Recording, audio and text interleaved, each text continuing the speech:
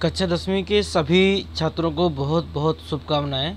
आपकी बोर्ड परीक्षाएं लगातार चल रही हैं और हम आशा करते हैं कि आपकी बोर्ड परीक्षाओं में जितनी भी परीक्षाएं आपने दी हैं सभी बहुत बेहतर अंकों से आपने पार की होंगी, क्योंकि आपके परीक्षाओं के पहले जो भी चीज़ें महत्वपूर्ण थी हमारे द्वारा सब बताई गई और हमने आपको सिलेबस भी उपलब्ध करवाया।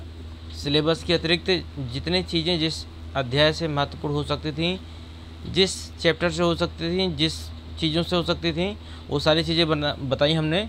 और जितने भी पेपर हुए हैं बहुत बेहतर रिजल्ट रहा। हमारे जो भी गेस्ट पेपर था जो हमने अपनी तरफ से बनाया, जो आप तक पहुंचाया, उसमें से 99% प्रश्न आपके आए हैं पेपरों में। जो बच्चे वास्तव में पेपर दे के आए होंगे, मैं चाहता हूँ वो बच्चे एक बार ज़रूर कमेंट करें और बताएं कि आपके पेपरों में कितने प्रतिशत चीज़ें हमारे द्वारा बताई गई हैं आपको प्राप्त हुई हैं और हमारा सहयोग आपके लिए कैसा रहा। आपने जो भी पेपर दिए और जो चीज़ें हमने आपको बताई उनमें से आपका फीडबैक कैसा रहा आप ज़रूर बताएंगे, ठीक है। लेकिन अब इंग्लिश के पेपर में हमारे पास बहुत अधिक समय नहीं है, तो सबसे पहले हम परीक्षा के पैटर्न को समझेंगे, क्या क्या आना है, कैसे आना है, और इसके बाद हम चर्चा करेंगे कि क्या चीज़ें आपकी परीक्षाओं में आने वाली हैं। उम्मीद है कि सारे पेपरों की तरह ईश्वर चाहेगा तो ये पेपर भी आपका बहुत बेहतर जाएगा। पहले हम लोग समझ लेते हैं कि कैसे आएगा पेपर आपका। देखिए, पेपर आपका 3 घंटे 15 मिनट का होगा, ये तो आपको भी पता है। आप लोग पेपर दे रहे हैं। 70 नंबर का पेपर होगा आपका और 30 नंबर आपके आंतरिक मूल्यांकन के लिए होते हैं। सबसे पहले देखिए आएगा आपका पैराग्राफ, ठीक है। ये आपका अनसीन पैसेज है, ठीक है। तो जैसा कि हम जानते हैं कि अनसीन पैसेज को उत्तर प्रदेश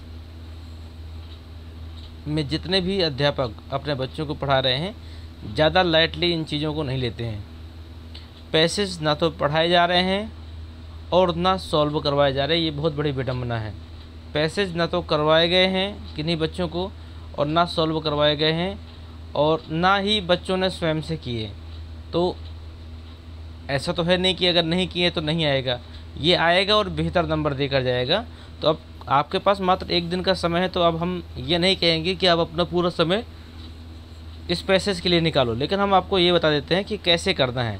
तो देखिए, आप इतने बड़े प्रश्न में आपको कोई ना कोई 1 या 2 कीवर्ड ऐसे मिलेंगे, 1 या 2 अक्षर, 1 या 2 शब्द ऐसे मिलेंगे जो कि आपके पैराग्राफ में मिल रहे होंगे, ठीक है। तो एक तरीका ये है कि आपको जो कीवर्ड पैराग्राफ में मिल जाए तो जहाँ से फुल स्टॉप स्टार्ट हुआ है और जहाँ तक फुल स्टॉप है वहाँ तक की सारी चीज़ों को उतार दें। अगर न 3 नंबर देगा तो इतना तो पक्का है कि 2 नंबर से कम आपको एग्जामिनर चेक करने वाला नहीं देगा। इसका दूसरा तरीका है कि केयरफुली आप पेपर को एक बार पढ़ें, पैराग्राफ को एक बार पढ़ें। टूटा फूटा आप जैसा अर्थ निकाल सकते हैं एक बार उसको पढ़ें। अगर अर्थ निकाल पाते हैं तो ठीक है, नहीं निकाल पाते तो कुछ नहीं, कुछ तो समझ में आएगा ही आएगा। इसके बाद आप प्रश्नों को पढ़ें। प्रश्नों के पढ़ने के बाद में यदि आपको उसका अर्थ समझ में आ जाता है तो उसे आप अपनी भाषा में भी लिख सकते हैं। इसमें परेशान होने वाली बात नहीं, पढ़ी या नहीं पढ़ी है कोई भी दिक्कत नहीं है। यदि आपके टेंस तैयार हैं, आपके यूजेस तैयार हैं, तो आप इसको आसानी से कर सकते हैं। सबसे पहला तरीका हमने आपको बताया कि इस पूरे प्रश्न में 1 या 2 कीवर्ड ऐसे ज़रूर मिलेंगे जो आपके पैराग्राफ में दिए होंगे। तो एक तरीका तो ये है कि जहाँ से भी वो कीवर्ड का पैराग्राफ चालू होता है, फुल स्टॉप चालू होता है, और जहाँ तक फुल स्टॉप नहीं लगता है तहाँ तक जितनी भी लाइनें हो सब उतार देना। भाई, जब आता ही नहीं है तो छोड़ने से तो बेहतर है कि हम कुछ करके आएँ, ठीक है। एक तरीका तो ये है। और दूसरा तरीका है, जो बच्चे पढ़े लिखे थोड़ा बहुत इंग्लिश पढ़ना जानते हैं तो आसानी से कर सकते हैं। आपको क्या करना है कि इस 5 मिनट इस पैराग्राफ को पढ़ना है। पढ़ने के बाद में टूटा फूटा आप जैसा भी अर्थ निकाल पाते आप इस पैराग्राफ को पढ़ें। पढ़ने के बाद में आप जैसा भी अर्थ निकाल पाते हैं उस अर्थ को निकालने के बाद में आप इन प्रश्नों को पढ़ें। इन प्रश्नों को पढ़ने के बाद में आप अपने शब्दों में इस प्रश्न का आंसर दे सकते हैं। आपका आंसर कहीं भी गलत नहीं होगा, ठीक है। तो ये पहला दूसरा प्रश्न आपको पैराग्राफ से ही मिलेंगे, लेकिन जो तीसरा प्रश्न होता है उसमें पूछता है find out a word in a passage in means. ठीक है, परहैप्स माने होता है शायद। जैसे यहाँ पे परहैप्स की मीनिंग पूछी गई है, तो इसकी जो मीनिंग आपकी पैराग्राफ में यूज हुई है, कहता है फाइंड आउट ए वर्ड, एक वर्ड बाहर निकालो, फाइंड आउट माने ढूंढो, इस पैसेज से जो परहैप्स से मिलता जुलता है।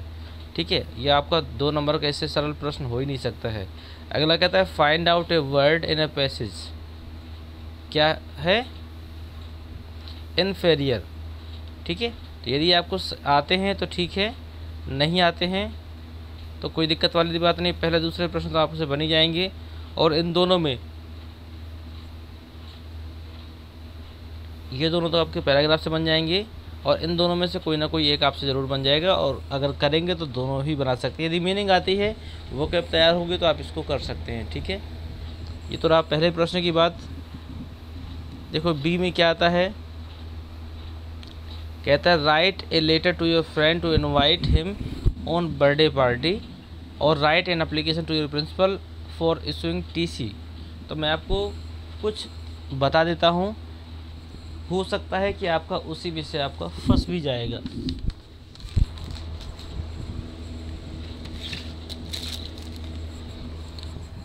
इसमें से आप एक तो देख लीजिएगा टीसी का तो इसी में दिया हुआ है। एक देख लीजिएगा सब्जेक्ट चेंज का,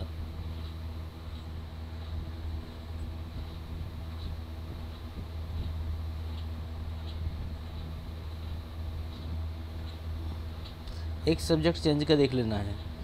एक टीसी का हो गया, ट्रांसफ़र सर्टिफिकेट, वो तो इसी में दिया है। एक सब्जेक्ट चेंज का हो गया, और इसके बाद में एक देख लीजिएगा बर्थडे पार्टी के लिए, मतलब बर्थडे पार्टी में जो आपको गिफ्ट रिसीव होता है उसको आप धन्यवाद बोलने के लिए एक वो देख लीजिएगा।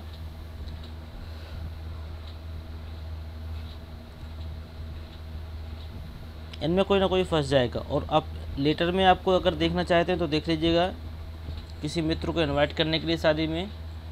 और इसके अतिरिक्त एक आता है इनसैनिटरी कंडीशन वाला, नगर पंचायत अधिकारी को एक पत्र लिखना है जिसमें आप अपने लोकेलिटी में जो भी गंदगी है उसको साफ़ करवाने के लिए उनसे प्रार्थना करते हैं। तो आप एक ये देख लीजिएगा, इनमें से कोई ना कोई आपका ज़रूर फंस जाएगा, गारंटी है।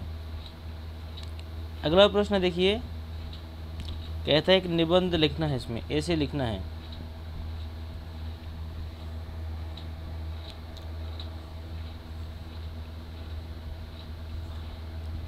कहता है write A report on A Republic day celebration in your school in 60 to 80 words. Republic day के सेलिब्रेशन के लिए आपके स्कूल की जो जो तैयारियां हो सकती हैं उसको 60 से 80 शब्दों में लिखना है। सबसे पहली चीज़ है इसमें स्कूल डेकोरेशन, एक हेडिंग पड़ेगी। स्कूल की सजावट आप कैसे करेंगे, फ्लैग होस्टिंग सेरेमनी कैसे होगी, कल्चरल प्रोग्राम क्या होंगे, speech by principal and other, प्रधानाचार्य के द्वारा और अदर के द्वारा स्पीच क्या होंगे, स्वीट डिस्ट्रीब्यूशन, मिठाइयों का वितरण कैसे होगा, ये सब चीज़ें आपको इसमें बताना है। तो ये ध्यान दीजिएगा कि चाहे तो आप ये कर सकते हैं, और अगर ना ये समझ में आए, है वैसे एक ही चीज़, तो आप इसे भी कर सकते हैं।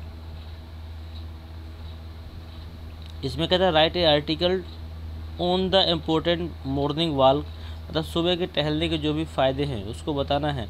इसमें आपका इंट्रोडक्शन पहली हेडिंग होगी, फ्रेश एयर्स, शुद्ध वायु का क्या महत्व हुए अपने ऊपर, keeps active and happy all day, good for students और कंडक्शन, ये चीज़ें आपको ध्यान रखना है।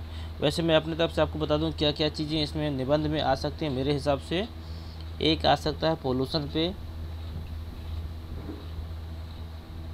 ठीक है, और एक आ सकता है माय फेवरेट बुक,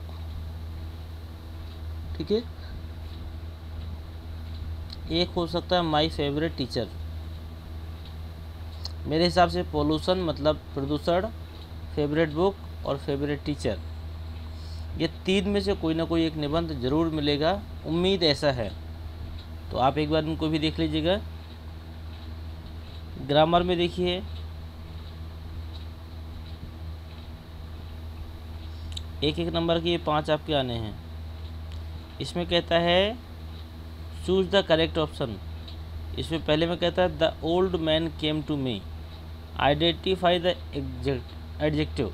इसमें एडजेक्टिव पहचानना है आपको, और इसी तरह ये आपके 5 नंबर के आएंगे। इसके बाद में है आपका नरेशन। तो नरेशन में ध्यान दीजिएगा, साधारण नरेशन नहीं आते हैं, या मैं कहूँ बहुत कम आते हैं। तो साधारण तो आपको आते ही होंगे, मुझे पता है। तो साधारण में ज़्यादा समय बर्बाद नहीं करना है, सिर्फ प्रश्नवाचक। हाई स्कूल में हमने जो अनुमान लगाया है उसमें प्रश्नवाचक जो इनडायरेक्ट है वही आता है। डायरेक्ट स्पीच प्रश्नवाचक का ही आता है, और प्रश्नवाचक के अतिरिक्त अगर दिया तो साधारण दे देगा, बाकी और इससे कठिन नहीं देगा, इतना तो है। तो आपको इसमें ध्यान दीजिएगा कि नरेशन में इस पॉइंट में आपको प्रश्नवाचक नरेशन तैयार करने हैं और साधारण करने हैं, बस हो गया। इसके बाद में आपका ये जो पैसिव वॉइस है, पैसिव वॉइस में भी मैं आपको बता दूं, साधारण, प्रश्नवाचक और प्रश्नवाचक के बाद में इम्परेटिव, ये 3 तैयार कर लीजिएगा। इन 3 में से कोई ना कोई आपका ज़रूर फंस जाएगा, और ज़्यादातर जो चांस है हमारी तरफ से, चांस हमारा है प्रश्नवाचक का, इसमें भी, ठीक है। इसके बाद में अगला प्रश्न आपका आएगा पंचुकेट। तो मैं आपको बता दूं, पंचुकेट का मतलब होता है उचित विराम चिन्हों का प्रयोग। तो पंचुकेट का मतलब है कि जो ये आपका वाक्य दिया गया है ये सही नहीं है, इसको आपको सही करना है। गलतियां क्या क्या हो सकती हैं, कहीं पर अक्षर कैपिटल होगा, कहीं स्मॉल होगा, कहीं फुल स्टॉप नहीं लगा होगा, कहीं इन्वर्टेड कॉमा नहीं लगे होंगे, कहीं कॉमा नहीं लगे होंगे। यही सारी शिकायत होती है और कुछ भी नहीं होता है। देखिए, नाम का पहला अक्षर कैपिटल होता है, डिग्रियों के अक्षर कैपिटल होते हैं, किसी पोस्ट के अक्षर कैपिटल होते हैं, पर्वतों के अक्षर कैपिटल होते हैं, शहरों के अक्षर पहला अक्षर कैपिटल होता है। ये सारी चीज़ें ध्यान देना। तो देखिए यहाँ पे लिखा है शिखा, तो शिखा का एस कैपिटल होना चाहिए, और शिखा सेड टू हर फ्रेंड, यहाँ के बाद में देखिए कॉमा लगेगा, और यहाँ लगेगा inverted comma. Why had you not come to school yesterday, यहाँ पे फुल स्टॉप लगेगा, सॉरी प्रश्नवाचक चिन्ह लगेगा और इन्वर्टेड कॉमा बंद होगा। इस तरह ये वाक्य बनेगा आपका, शिखा का एस कैपिटल होगा। तो इस तरह ध्यान दीजिएगा कि पंचुकेशन में यदि देखिए इसमें प्रश्नवाचक चिन्ह नहीं है तो यहाँ पे आपको लगाना होगा। अगला देखिए प्रश्न क्या कहता है, कहता है frame A correct sentences bye reordering. तो रीऑर्डरिंग का मतलब होता है गलत क्रम दिया गया है और उसको आपको सही क्रम में लिखना है। तो रीऑर्डरिंग में ध्यान दीजिएगा कि मैक्सिमम आपका रीऑर्डरिंग में प्रश्नवाचक नहीं आता है, इम्परेटिव नहीं आता है, तो कैसा आएगा, साधारण आएगा। तो पहले मैं साधारण की बात कर लूँ।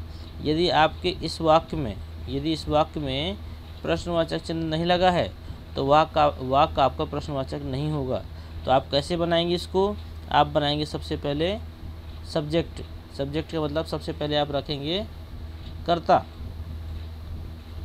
कर्ता के बाद में होगी हेल्पिंग वर्ब के बाद में मेन वर्ब के बाद में आपका ऑब्जेक्ट,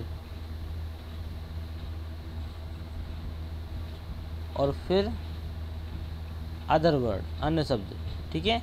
कभी कभी नॉट का प्रयोग भी हो सकता है, तो नॉट आपका आएगा तो हेल्पिंग वर्ब के जस्ट बाद आएगा। तो ये क्रम से आप वाक्य को रख दीजिए, आपका वाक्य सही हो जाएगा, ठीक है। तो रीऑर्डरिंग का मतलब होता है किसी भी वाक्य को गलत क्रम से सही क्रम में लाना। तो उम्मीद करते हैं ये भी बन जाएगा आपसे। अगला है कंप्लीट सेंटेंसेस या कंप्लीट स्पेलिंग। तो ध्यान दीजिएगा, स्पेलिंग आपको ही काम करना होगा, ये इसमें कुछ भी पता नहीं चलेगा। आपके आगे जो शब्द दिया होगा बहुत ही सरल होगा, बस आपको उसकी स्पेलिंग ढूंढ के करनी है। स्टोरी में आपको बता दूं, स्टोरियों की जो लिंक है वो आपको डिस्क्रिप्शन बॉक्स में मिल जाएगी, या फिर ई बटन में हम आपको उपलब्ध करवा देंगे, आप देख लीजिएगा। स्टोरियों की एक श्रृंखला है, ईश्वर चाहेगा तो उन्हीं स्टोरियों में से कोई ना कोई स्टोरी ज़रूर फंस जाएगी, क्योंकि जो रिपीटेड स्टोरियाँ हैं जो बार बार पूछी गई हैं उन्हीं स्टोरियों को मैंने हल करके बताया है बहुत ही आसान शब्दों में और बहुत ही सरल भाषा में। तो आपका उसी से आप सीख सकते हैं। अगर आपके पास समय है तो आप जाकर डिस्क्रिप्शन बॉक्स में या फिर ई बटन में क्लिक करके आप उस स्टोरी की प्लेलिस्ट को प्राप्त कर सकते हैं, जहां से आप पूरी स्टोरी सीख पाओगे। तो ये थी, ये पार्ट हमारा सी पार्ट कंप्लीट होता है। पार्ट डी में आ जाते हैं। तो कहता है read the following passage and answer the question giving it. इसका मतलब है तो पहले तो आप इसको ध्यान से पढ़ें, ठीक है, इसके बाद में प्रश्नों को उत्तर दें।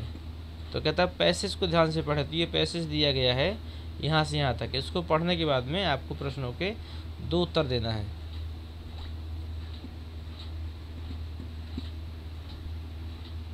इसके बाद में अगला प्रश्न है आपका, कहता है answer one of the following question in about 60 words. कहता है 60 वर्डों में एक प्रश्न का उत्तर देना है। तो ध्यान दीजिएगा, आपके सिलेबस में से जो अध्याय कट गए हैं आपको बिल्कुल नहीं देखना है। आपको मैं बिल्कुल नहीं कहूँगा कि आप किसी भी अध्याय के लॉन्ग आंसर को याद करें, लेकिन मैं इतना ज़रूर कहूँगा कि आपको हर अध्याय, जितने भी अध्याय हैं आपके, हर अध्याय के इंग्लिश को छोड़िए, कोई दिक्कत नहीं है। अब जो किताबों में हिंदी लिखी हुई है, क्योंकि आज की डेट में यूपी बोर्ड में जितने भी किताबें चल रही हैं सभी में इंग्लिश और हिंदी दोनों लिखी हैं। तो आप एक बार कहानी की तरह पूरी हिंदी पढ़ लीजिए और इसके बाद में फिर देखिएगा कि आपके सामने किसी भी अध्याय का लॉन्ग आंसर आ जाए, आप आसानी से उसी भाषा को अपने दिमाग में कन्वर्ट करके और उसको बनवा सकते हो।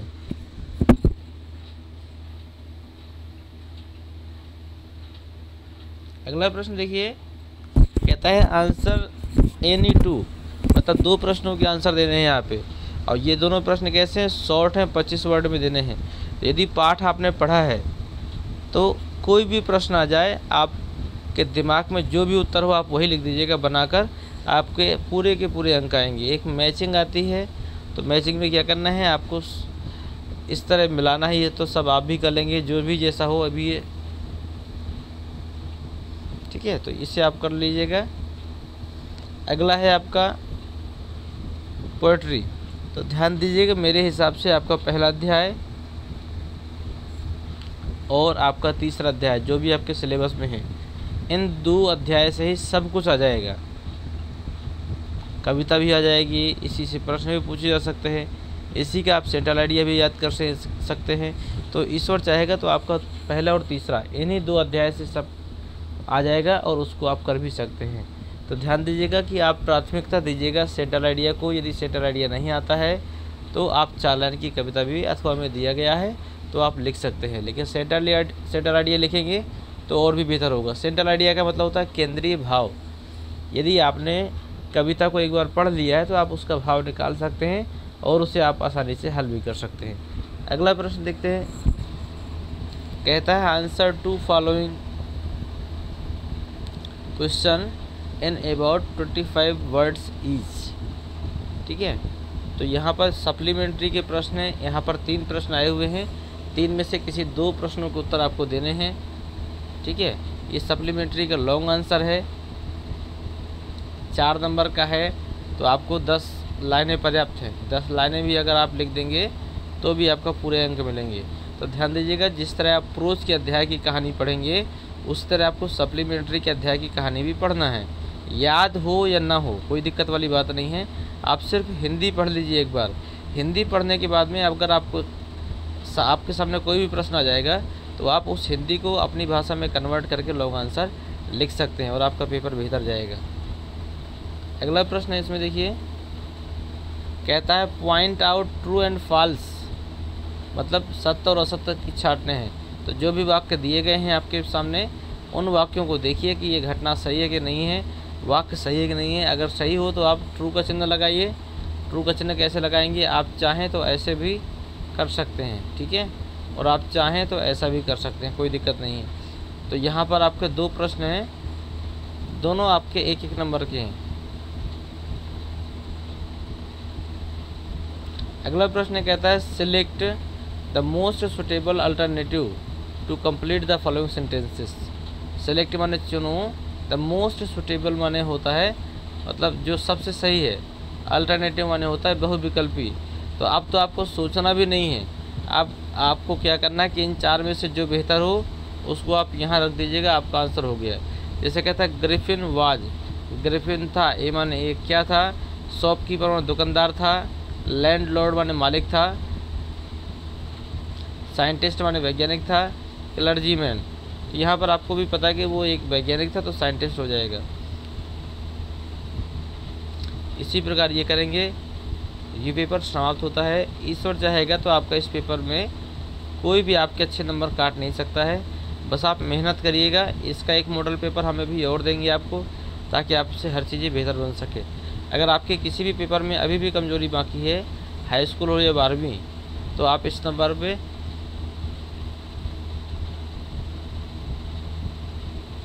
संपर्क कर सकते हैं। और यहाँ से क्या होगा, आपके परीक्षा के लिए जो भी उपयोगी मटेरियल हो जाएगा वो आप तक पहुँचाया जाएगा। धन्यवाद। इसी के साथ में यदि सभी छात्रों को हमारा सहयोग पसंद आया तो फटाफट वीडियो को लाइक करें, चैनल को सब्सक्राइब करें, सभी दोस्तों को शेयर करें। जय हिंद।